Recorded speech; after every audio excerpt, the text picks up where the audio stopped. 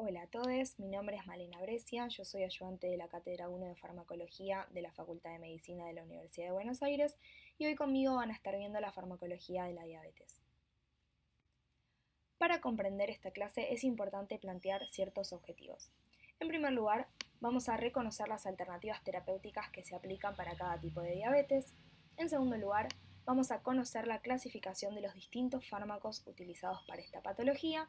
Y por último, vamos a describir el mecanismo de acción, las acciones farmacológicas, la farmacocinética, las reacciones adversas y contraindicaciones de los diferentes grupos farmacológicos utilizados para el tratamiento de la diabetes.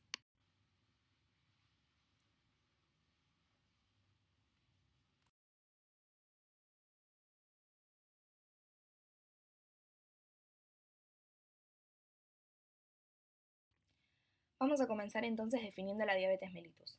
Tenemos que saber que es un desorden metabólico crónico caracterizado por la presencia de hiperglucemia que puede darse por dos motivos. En primer lugar, puede darse por una alteración en la función endocrina del páncreas por una destrucción autoinmune de las células beta pancreáticas. ¿Sí? Esto entonces lo que va a generar va a ser la ausencia en la producción de insulina. Por el otro lado, puede darse por grados variables de resistencia periférica a la insulina y esto genera entonces una secreción inadecuada de la misma. A modo de resumen, podemos decir que se da por una alteración en la secreción o en la acción insulínica. Entonces, el 5-10% de los casos se produce por una producción deficiente de insulina y el 90-95% restante por una resistencia periférica a la misma. Vamos a hablar de la diabetes tipo 1. Tenemos que tener en cuenta que el paciente que desarrolla diabetes tipo 1 es un paciente joven que justamente desarrolla esta patología porque tiene un desorden multifactorial, suele tener un origen autoinmune, es decir, que las células beta del páncreas están siendo autodestruidas, ¿sí? Y por el otro lado, las características clínicas se dice que son las famosas 4P. El paciente va a tener polidipsia, polifagia, poliuria y pérdida de peso. Ahora bien, si tenemos que pensar cuál va a ser la alternativa terapéutica que necesitamos para este tipo de pacientes, ¿ustedes qué piensan? Vamos a necesitar un fármaco que intente suplir la deficiencia de insulina existente en estos pacientes, es decir, van a ser pacientes insulino dependientes. En cuanto a la diabetes de tipo 2, tenemos que saber que se va a dar en pacientes obesos, adultos, que suelen tener otras patologías asociadas.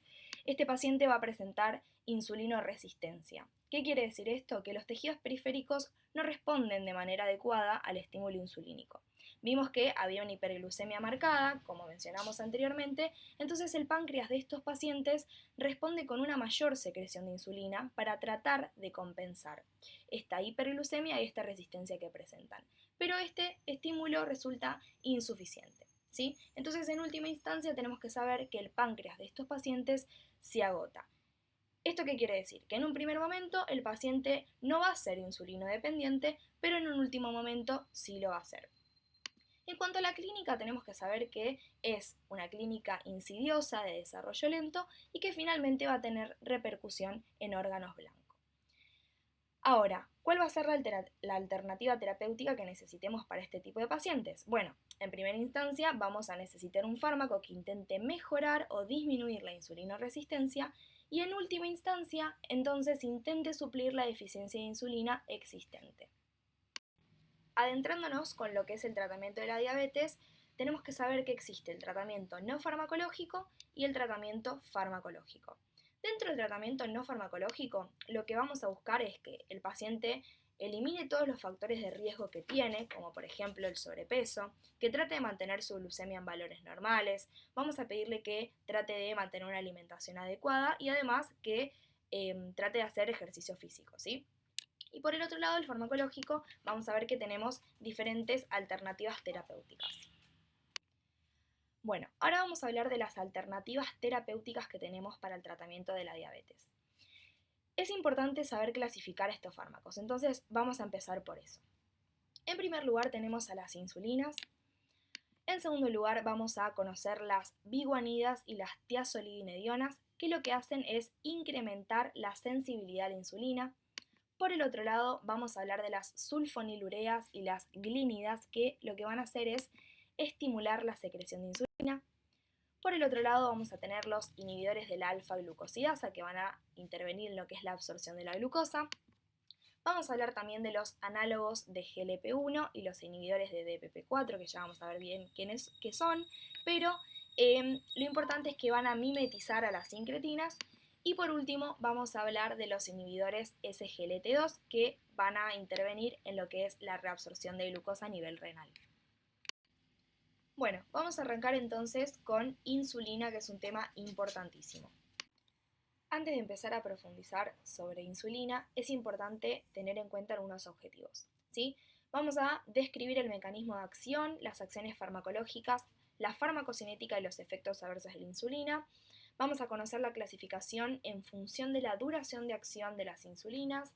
Vamos a comparar las curvas efecto-tiempo obtenidas con diversos preparados de insulina. Y por último vamos a considerar cuándo es aplicable una formulación de insulina con respecto a otra.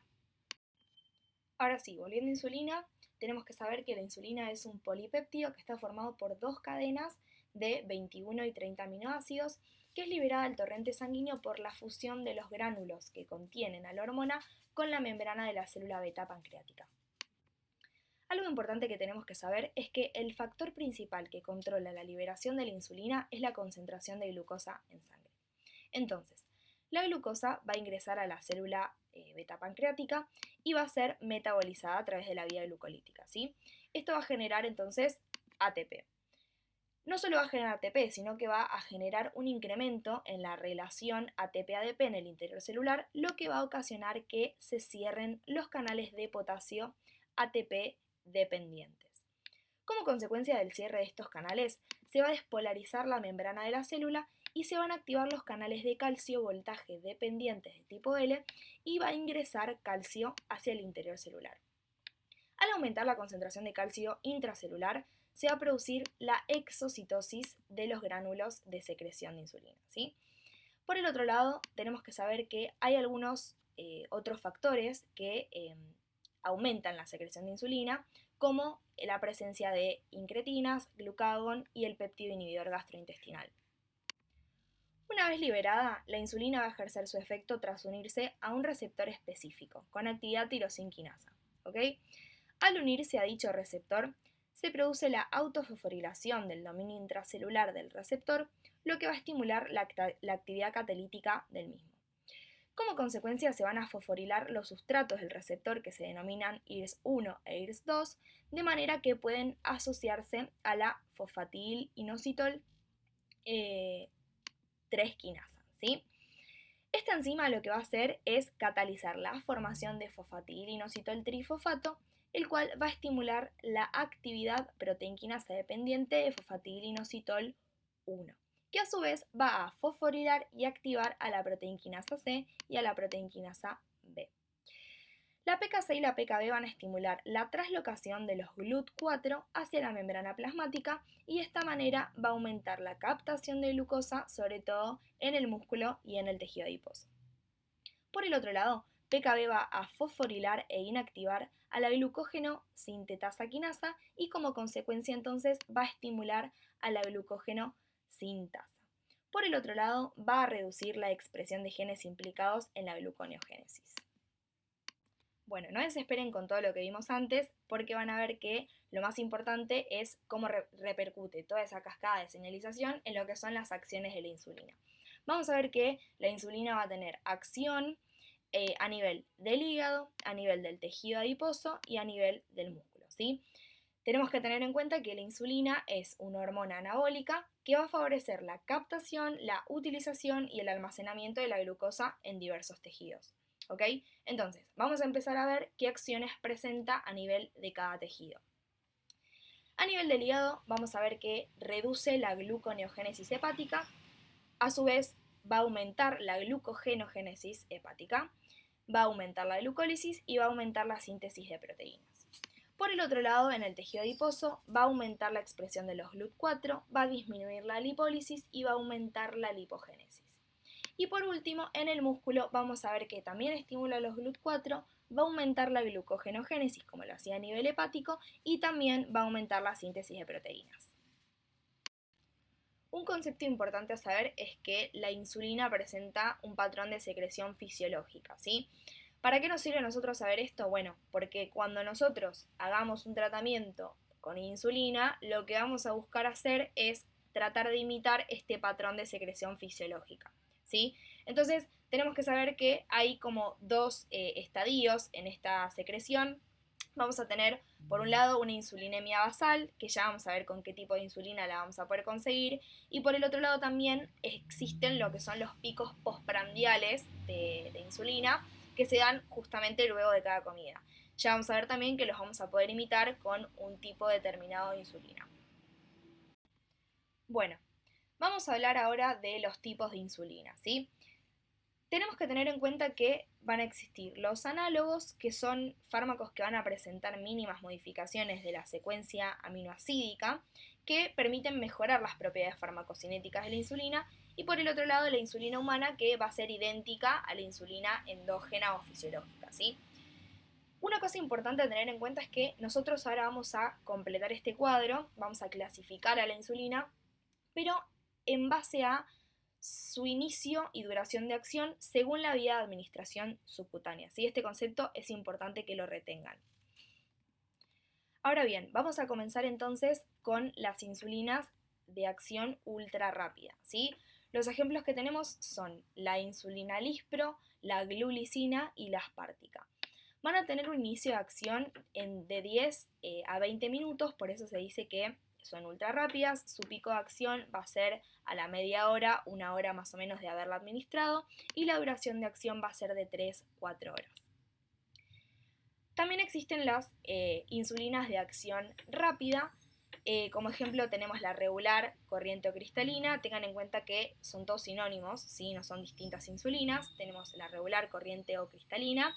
Su inicio de acción va a ser a los 30 minutos de administrada. El pico de acción se va a dar a la hora y media, o sea, entre la hora y media y las 3 horas y media de administrada. Y la duración de acción va a ser de 7 a 8 horas. Dentro de las insulinas de acción intermedia vamos a tener a la NPH, que va a tener un inicio de acción entre la hora y la hora y media administrada. Su pico de acción va a ser a las 6 horas y va a tener una duración de acción de 20-24 horas. Ahora vamos a mencionar algunos tipos de insulina que presentan acción prolongada o ultra prolongada. Dentro de las de acción prolongada tenemos a la grargina y a detemir. Dentro de las de acción ultra prolongada vamos a tener como ejemplo a la de Gludec. Estas insulinas presentan un inicio de acción a la hora, entre las hora y las 4 horas administrada. No van a tener un pico de acción y por el otro lado su duración de acción va a ser mucho más prolongada. Va a variar entre las 12 y las 48 horas dependiendo el tipo de insulina al que estemos hablando. Antes de continuar, es importante entonces pensar en qué tipo de pacientes nosotros vamos a necesitar administrar insulina, ¿sí? Bueno, esto es muy sencillo. En primer lugar, vamos a necesitar administrar insulina a un paciente insulino dependiente, que ya vimos que era el típico paciente diabético de tipo 1 o el paciente diabético de tipo 2 que ya sufrió agotamiento pancreático. Vamos a ver que en caso de que tengamos también una embarazada que sufre de diabetes o sufre de diabetes gestacional, es decir, que se desencadena en el embarazo, también vamos a tener que utilizar insulina. Y por el otro lado, otro de los usos va a ser en casos de emergencia, como la cetoacidosis diabética o el coma hiperosmolar, que vamos a ver que va a ser el único caso que vamos a administrar la insulina de manera endovenosa. Ahora vamos a ver las curvas efecto-tiempo que dependen o varían en realidad de cada tipo insulínico del que estemos hablando, ¿sí? ¿De qué va a depender esta curva? Bueno, va a depender del inicio de acción, del pico de acción y de la duración de acción de cada tipo insulínico. Entonces vemos que la curva que generan las insulinas de acción ultra rápida es de este estilo. Así va a ser el de la regular corriente cristalina, que era de acción rápida. Si hablamos de la NPH, que tenía acción intermedia, vamos a ver que ya empieza a tener una duración de acción un poco más prolongada. Y ya cuando vemos la curva que generan las de acción prolongada y ultra prolongada, vemos que no presenta el pico y que mantiene como un estado más basal. Esto va a ser importante porque nos va a permitir pensar qué tipo de insulina nos conviene utilizar en cada tipo de pacientes. Si nosotros nos ponemos a pensar la curva, el gráfico, perdón, que yo les había mostrado de secreción fisiológica de la insulina, habíamos visto que necesitábamos tener, por un lado, una insulinemia basal y por el otro lado, poder generar estos picos postprandiales. Entonces, para generar la insulinemia basal vamos a preferir utilizar una insulina que tenga una acción prolongada o ultra prolongada, que no tienen pico y permiten mantener justamente este efecto mayor, o sea, más duradero. Y para los picos postprandiales vamos a preferir alguna insulina de acción ultra rápida que me permite simular estos picos insulínicos postprandiales justamente. Pasamos entonces a la farmacocinética de la insulina. Va a ser un fármaco que se va a administrar por vía subcutánea. ¿Por qué no se administra por vía oral? Bueno, porque al ser una hormona peptídica, como yo les había comentado antes, sería degradada por el jugo gástrico y presentaría baja biodisponibilidad. Entonces se prefiere su administración por vía subcutánea. Hay una excepción que va a ser la insulina corriente, cristalina regular, que vamos a poder administrarla por vía endovenosa en caso de emergencias como yo les había mencionado previamente. Antes de continuar con la farmacocinética de la insulina, me gustaría hacer algunas aclaraciones sobre los determinantes de la absorción, que son parámetros que me van a determinar que haya una mayor o menor absorción de la insulina. Como ya vimos, el tipo de la insulina elegida va a ser uno de estos, ¿sí? Por otro lado, el sitio de la inyección también va a ser un punto a tener en cuenta porque va a haber sitios de inyección que van a favorecer la absorción, es decir, que van a permitir que la insulina se absorba de manera más rápida. Por ejemplo, en el abdomen tenemos que saber que la insulina se absorbe un 20 o 30% más rápido que en la región deltoide. Entonces voy a aprovechar para contarles un poco los sitios de inyección de la insulina. El paciente se lo puede inyectar a nivel de los deltoides, a nivel de los glúteos, a nivel abdominal o a nivel de los cuádriceps, ¿sí? Ahora bien, otro de los determinantes de la absorción va a ser el flujo sanguíneo subcutáneo. Tenemos que tener en cuenta que un aumento del flujo sanguíneo subcutáneo puede elevar el ritmo de absorción de la insulina. ¿Cuándo es que, por ejemplo, tenemos un aumento del flujo subcutáneo? Y en el caso de que el paciente realice ejercicio, se duche con agua muy caliente, si toma un baño muy caliente, o por ejemplo se masajee el sitio en el cual se inyectó la insulina. ¿Okay? De esta manera va a haber un aumento del flujo sanguíneo, entonces se eleva el ritmo de absorción de la insulina. Puede haber otros parámetros que, al contrario, lo que generen sea una disminución del flujo sanguíneo cutáneo, como por ejemplo el hábito tabáquico que genera vasoconstricción. Por el otro lado, es importante también tener en cuenta que la profundidad de la inyección va a ser un determinante de la absorción porque la insulina va a actuar más rápidamente cuando se administre por vía intramuscular que por vía subcutánea. Por este motivo es importante enseñarle al paciente a que se lo inyecte en el lugar correcto, es decir, se lo inyecte en el tejido subcutáneo y no en el músculo. Por el otro lado, la actividad muscular regional también va a ser un determinante de la absorción, un poco ya lo charlamos, y por último el volumen y la concentración de la insulina inyectada. Continuamos entonces con la farmacocinética de la insulina. A nivel de la distribución es importante saber que presenta una baja unión a proteínas.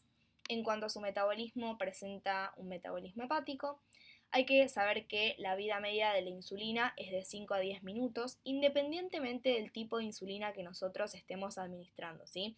Hay que tener en cuenta que el efecto farmacológico dura más tiempo que la vida media de eliminación, porque lo que pesa es la absorción en el sitio de inyección a través de la administración subcutánea, ¿sí?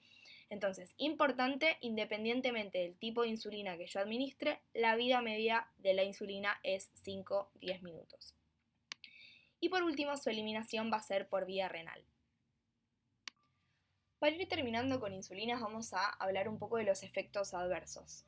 Los vamos a poder dividir en locales y sistémicos. Dentro de los efectos adversos locales, el paciente puede presentar infecciones en el sitio de aplicación.